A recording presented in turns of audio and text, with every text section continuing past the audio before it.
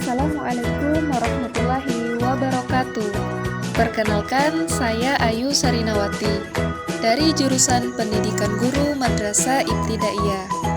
Pada kesempatan kali ini, saya akan berbagi video pembelajaran daring mata pelajaran Ilmu Pengetahuan Alam untuk kelas 6 SDMI dengan materi Perkembangbiakan Hewan. Yuk, langsung saja kita simak. Halo, Assalamualaikum warahmatullahi wabarakatuh. Pada kesempatan kali ini, saya akan berbagi video pembelajaran daring mata pelajaran Ilmu Pengetahuan Alam untuk kelas 4 SDMI dengan materi Perkembangbiakan Hewan. Baik anak-anak, seperti biasa sebelum kita mulai pembelajaran hari ini, marilah kita bersama-sama membaca doa. Berdoa dimulai. Bismillahirrahmanirrahim. Raditu billahi robba wa bil islami dina wa bi muhammadin nabiyya wa rasulah. Rabbi zidna ilma warzuqna fahma birahmatika ya arhamar rahimin. Selanjutnya silahkan kalian dengarkan, Ibu akan mengecek kehadiran kalian. Ketika Ibu sebutkan nama kalian, angkat tangan lalu katakan hadir. Baik, yang pertama Muhammad Habibi Mulyadi, hadir. Nur Fitriani, hadir. Alhamdulillah, hari ini hadir semua ya. Semoga kita selalu dalam keadaan sehat walafiat supaya kita dapat mengikuti pembelajaran di setiap harinya. Baiklah, langsung saja kita masuk ke materi hari ini, yaitu tentang perkembangbiakan hewan. Hewan merupakan salah satu makhluk hidup. Salah satu ciri makhluk hidup yaitu berkembang biak. Apa sih tujuannya berkembang biak itu? Tujuannya adalah supaya jenisnya itu dapat dilestarikan, supaya tidak punah. Itu dia tujuan perkembangbiakan. Baik, Ibu akan menjelaskan jenis-jenis perkembangbiakan hewan. Jadi jenisnya itu terbagi menjadi 3. Ada ovipar, vivipar, dan ovovivipar. Baik, yang pertama ada ovipar. Perkembangbiakan hewan dengan cara ovipar dilakukan secara bertelur. Embrio hewan atau calon anak hewan ovipar memanfaatkan cadangan makanan yang ada di dalam telur, sedangkan telur berada di luar sang tubuh induk. Nah, biasanya telurnya itu dierami selama beberapa hari supaya cepat menetas. Ciri-ciri hewan ovipar yang pertama adalah tidak memiliki daun telinga. Yang kedua, tidak memiliki kelenjar susu. Yang ketiga, termasuk hewan unggas. Hewan unggas itu apa saja? Seperti burung, ayam, itik, itu termasuk hewan unggas. Ciri selanjutnya adalah induk mengerami telurnya hingga menetas. Gitu. Kemudian yang keempat, telur berada di luar tubuh sang induk. Contoh hewannya seperti apa? Contoh hewannya antara lain yang saya sebutkan tadi, ada ayam, burung, kemudian itik, bebek, cicak juga termasuk hewan ovipar. Baik, yang kedua ada vivipar. Perkembangbiakan hewan dengan cara vivipar dilakukan secara melahirkan.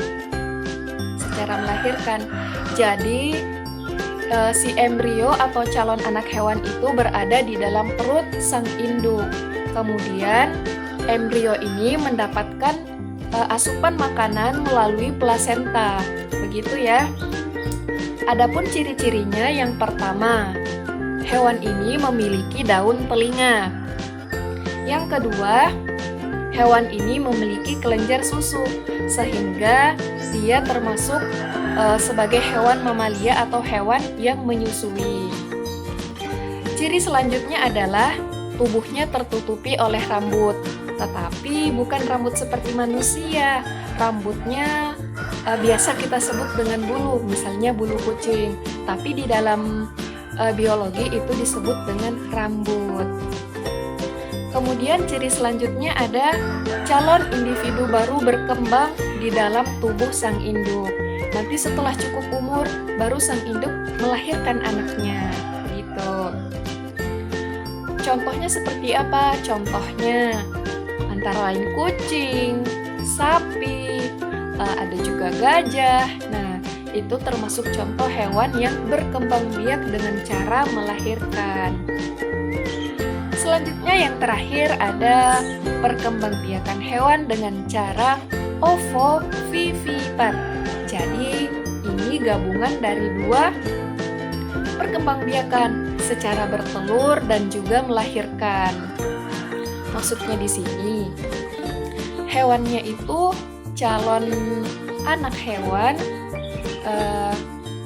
bertelur, tetapi telurnya itu berada di dalam rahim sang ibu.